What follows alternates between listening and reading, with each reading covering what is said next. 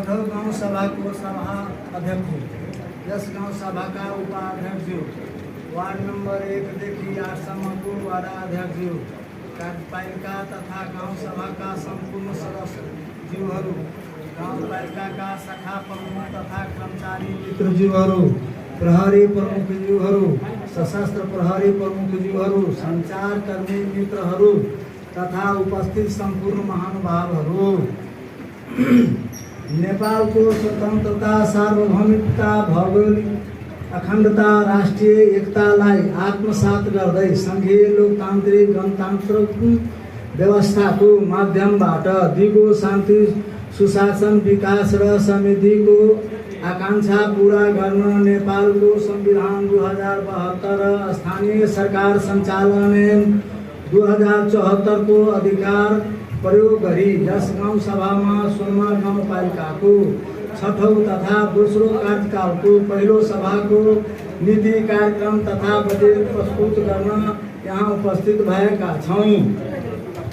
संघीय शासन व्यवस्थाको मर्म अनुरूपको राजनीतिक, आर्थिक, सामाजिक तथा वित्तीय स्वायत्तता सहितको स्थानीय तहको शासन सञ्चालन भइरहेको कुरा अवगत नै छ। सार्वभौम सत्ता सम्पन्न यस गाउँपालिकाका जनताहरूबाट राज्य शक्तिको प्रयोग गर्ने वैधानिकता प्राप्त भएको यस गरिमामय छठौं गाउँ सभा गाउँपालिकाको आर्थिक वर्ष 2079-80 को नीति तथा कार्यक्रम प्रस्तुत गर्न पाउँदा म निकै हर्षित र गौरवान्वित भएको छु। स्थानीय सरकारलाई आफ्नो क्षेत्रको शासन आफै गर्ने, आफ्नो क्षेत्रको विकास आफै गर्ने तथा आफूलाई आवश्यक कानुन आफै तर्जुमा गर्ने प्राप्त अधिकारलाई संस्थागत गर्दै बामे सार्दै गएको अवस्थामा गाउँपालिकावासीहरूको अपेक्षा अनुरूप गाउँपालिकाले सेवा प्रवाह गर्न, विकास निर्माण गर्न, घर दैलोमा सरकारको उपस्थितिको प्रत्याभूति गराउन निकै कठिनाइहरू विद्यमान रहेको छन्।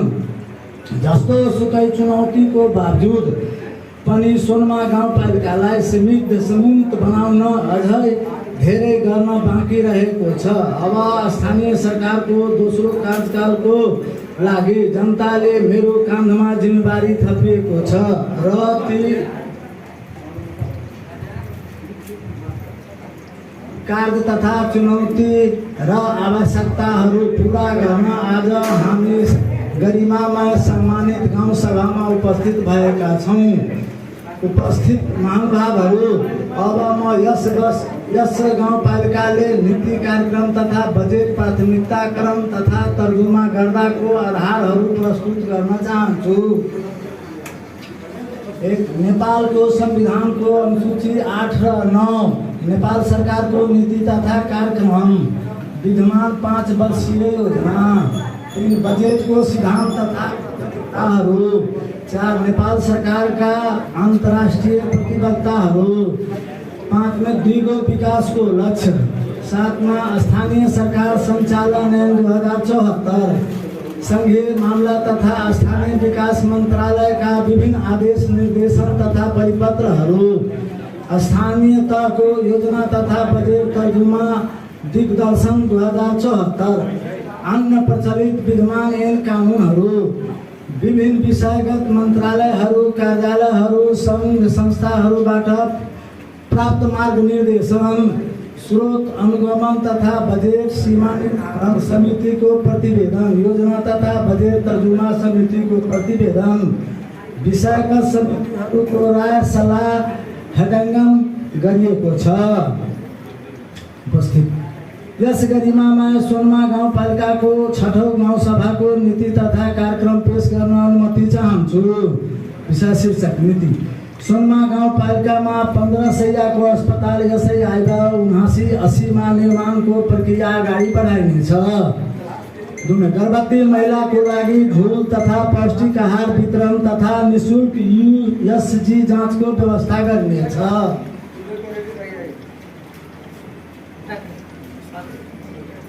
संघीय सरकार, प्रदेश सरकार एवं सरकारवालाहरूले सङ्घको समन्वय र साझेदारीमा पूर्ण सुरक्षित नेतृत्व शोधमा पूर्ण खोपयुक्त पालिका कुपोषण मुक्त पालिका बनाउन प्रतिबद्ध रहनेछ।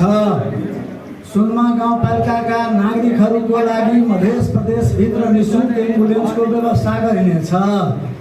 आधारभूत स्वास्थ्य सेवा जनताको भौगोलिक अधिकारको रूपमा रहेको स्वास्थ्य चौकी तथा आयुर्वेद औषधालयबाट निःशुल्क प्रदान हुँदै आएको प्राथमिक तथा आधारभूत स्वास्थ्य सेवालाई थप प्रभावकारी बनाउँदै लग्नेछ। स्वयंसेवकलाई पोसाक सहित भत्तालाई निरन्तरता दिनेछ। अति विपिन परिवारलाई गाउँपालिकाबाट स्वास्थ्य बिमाको व्यवस्था गरिनेछ। 60 वर्ष माथिका वृद्ध वृद्धालाई घरैमा गई नियमित स्वास्थ्य जाँच गर्न घर घरमा स्वास्थ्यकर्मी कार्यक्रम सञ्चालन गरिनेछ। गृहिणीहरूलाई बालबालिका हेरचाह र स्वस्थ आहार सम्बन्धी आधारभूत तालिम दिनेछ। सुनमा गाउँपालिकामा दैनिक योग सञ्चालनको लागि योग तथा आरोग्य केन्द्रको भवन निर्माणको लागि प्रक्रिया अगाडि बढाइनेछ। गाउँपालिका भित्रका बर्थिङ सेन्टरको लागि एम्बुलेन्स खरिद गरिनेछ।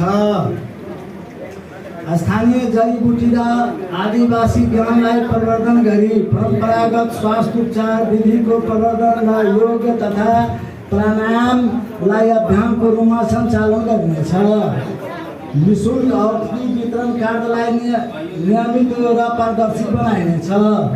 सुनमा गाउँपालिका भित्रका डायबिटिज बिरामीहरूको आफ्नै अस्पतालमा फ्री चेक जाँच गर्नेछ।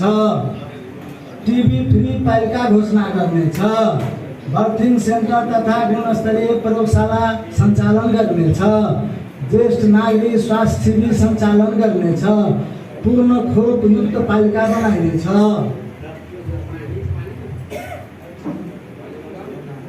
स्वास्थ्यका सम्पूर्ण गतिविधिलाई विद्युतीय अभिलेख राखिनेछ।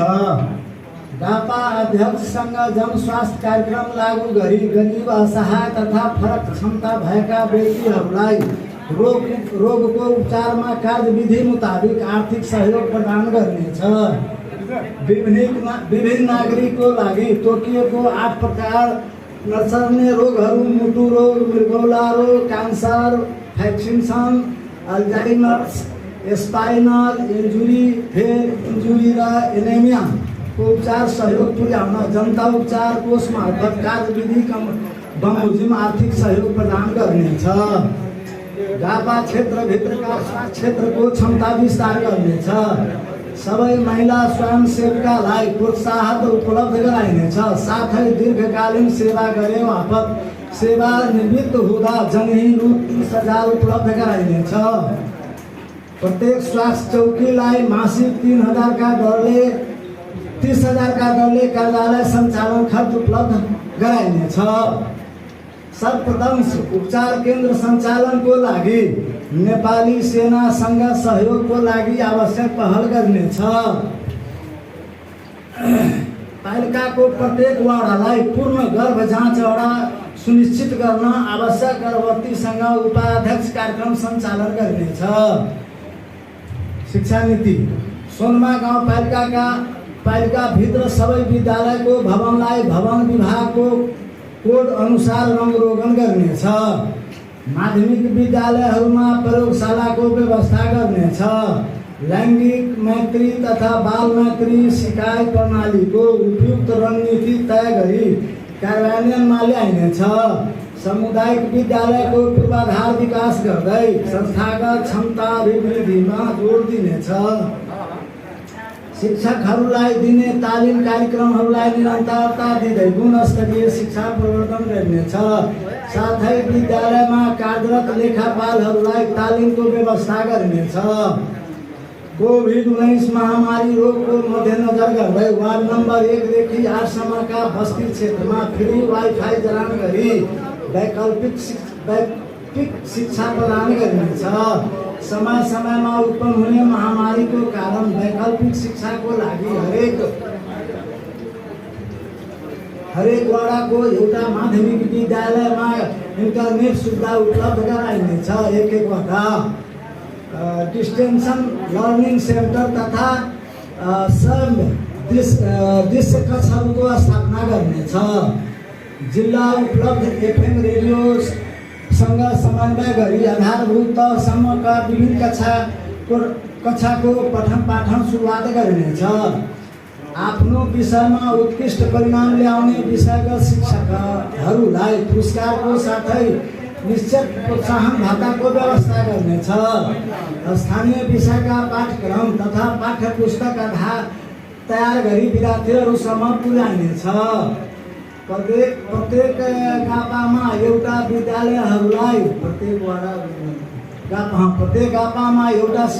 विद्यालयहरूलाई नमुना विद्यालयको रूपमा सञ्चालन गरिनेछ। विद्यालयको भौतिक शैक्षिक